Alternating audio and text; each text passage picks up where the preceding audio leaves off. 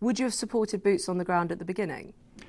I would have, long before this, supported putting more Americans and NATO forces on the ground to train and assist Ukrainian forces, so that Russian generals looking through their field glasses across the border would have seen a lot of American flags and wondered what it meant. Instead, in early December, Biden, without anything in exchange from the Russians, on his own, ruled out the use of American troops. He didn't have to do that. That was an unforced error. That allowed Putin to check that off his list. What Biden could have done instead, could have done two things. One, he just could have remained silent. Or he could have said that all options were on the table. And in both of these other options, it would have put the burden of ambiguity on Putin, left him something to worry about, added to the potential deterrence.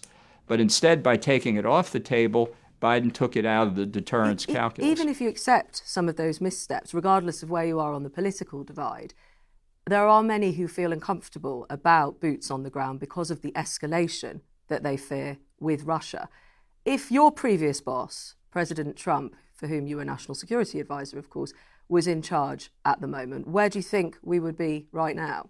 I think the Russian forces would be in Kiev by now, but saying Trump is deficient is an easy thing to do. I do it quite frequently. The real problem is you've only got one president at a time, and we are in a situation now where we have the perception in Europe and in much of Congress that the leadership is weak, that it's being dragged along as events unfold, rather than really trying to shape the overall environment. Had there been a more effective effort before those comments of Biden's in December, we might have been able to deter the invasion to begin with. That was the objective. And that failure is something we see now every day. But ironically, whereas NATO and the U.S. failed to deter Putin, we're now being deterred by Putin. And I think that as you said, the fear of escalation works to Putin's advantage. And what that means in practice is that Ukraine is being ground into the dust.